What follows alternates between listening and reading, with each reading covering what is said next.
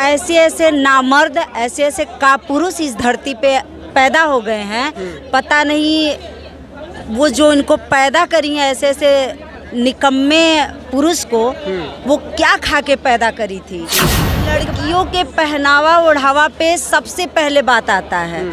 तो मैं उन पुरुषों से कहना चाहती हूँ कि अगर दूसरे के बेटी बहन का हाथ खुला देख लिए, पैर खुला देख लिए, तो तुम लोग की नीयत बिगड़ जाती है। अरे दल्लो, कभी तुम अपने माँ को अगरते हो तो क्या तुम्हारी नीयत नहीं बिगड़ती है?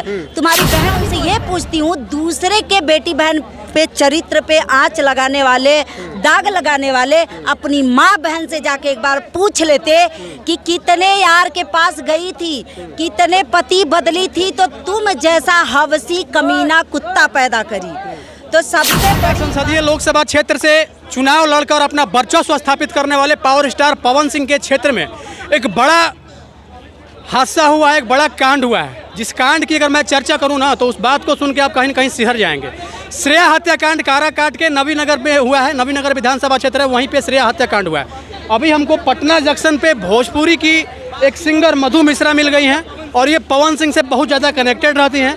और कहीं न कहीं पवन सिंह जो कि काराकाट से चुनाव लड़े थे, क्या चीज़ें निकल के सामने आई? आखिर आपके जो पवन सिंह हैं चुनाव हारे और चुनाव हारने के तुरंत बाद एक बहुत बड़ा हादसा हो जाता है वहाँ पे।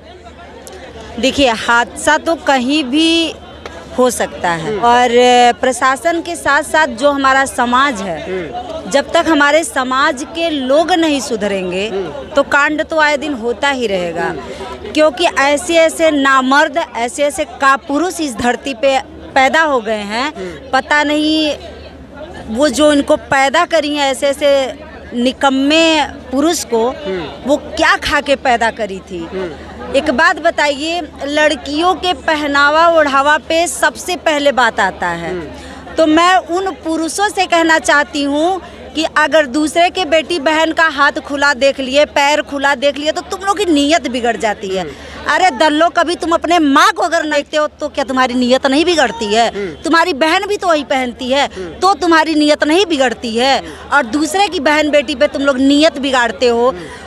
बहन बेटी यार कुछ उम्र समय किसी का हो तो चलो मान लिया जाता है कि प्रेम प्रसंग हो जाता, हर कोई करता, जितने लोग हैं सबके लाइफ में हुआ होगा। 16 साल की वो बच्ची नाबालिग बच्ची थी और उसके साथ इस तरह से जघन्य अपराध किया जाता है, जिस बात की चर्चा मात्र से ही हम सिहर जाते हैं। और न सिर्फ उसके साथ तमाम तरह के हरकत किया जाता है जो कि आप और हम समझ रहे हैं, बल्कि अंत में साक्ष्य न मिले, साक्ष्य को मिटाने के उद्देश्य से उसके चेहरे को पूरी तरीके से तेजाब से जला दिया जाता है। और जलाने के बाद उसको इंद्रपुरी डैम, जो कि जहां वो पढ़ने जाती है, वहां से उसके घर से उस इंद्रपुरी डैम की जो दूरी है वो 22 किलोमीटर दूरी है। और इसके बाद 22 किलोमीटर का जो दूरी है उस डैम में ले जाके न सिर्फ उसको फेंका जाता है, बल्कि फेंकने से पहले उसका हाथ पैर भी बांधा जाता है। ऐसे दरिंदे को, ऐसे शैतान को मेरे अनुसार तो बीच चौराहे पे इनकाउंटर कर देना चाहिए। उसी तरह से जैसे उस बच्ची के साथ किया, उसको इतनी समझ नहीं, एक 15 साल 16 साल की बच्ची उसके बहन जैसी होगी, बेटी जैसी होगी। उसने तो बढ़िया से संसार भी नहीं देखा था। 7वीं 8वीं 10वीं की पढ़ने वाली वो बच्ची ही तो होगी। लेकिन मेरे ये समझ में आता है, ये दल्ले ये नहीं समझते हैं कि एक औरत के वजह से ही एक मर्द पैदा होता है। इनका जो वजूद है, यहाँ पे जितने भी मर्द खड़े हैं, इन सब का, आप सब का वजूद एक औरत से है। आपकी माँ भी कभी किसी की बहन थी, किसी की बेटी थी, माँ तुम्हारी बाद में बनी है। तो अदर जो लड़कियां हैं, जो स्त्रियां हैं, आज वो लड़की है, वो भी कभी किसी की माँ बनेगी, किसी की बहन बनेगी, किसी की बेटी बनेगी। अब सवाल ये उठता है कि उस श्रेया को इंसाफ दे कौन?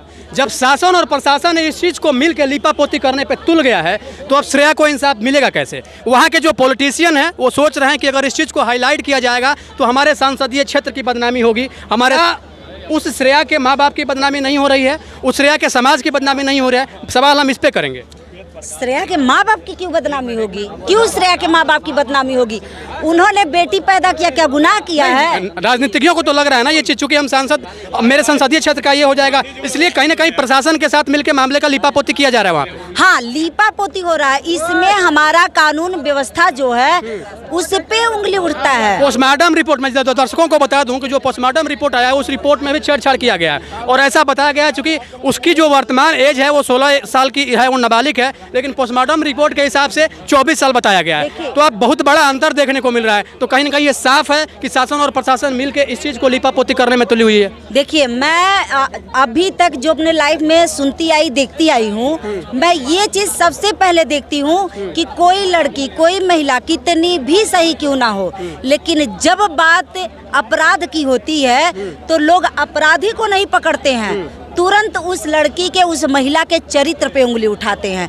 लेकिन मैं उनसे ये पूछती हूँ, दूसरे के बेटी बहन पे चरित्र पे आंच लगाने वाले, दाग लगाने वाले अपनी माँ बहन से जाके एक बार पूछ लेते कि कितने यार के पास गई थी, कितने पति बदली थी, तो तुम जैसा हवसी कमीना पैदा करी। तो सबसे बड़ी बात उस माँ के कोख को धिक्कार है जिसने ऐसे हवसी को पैदा किया।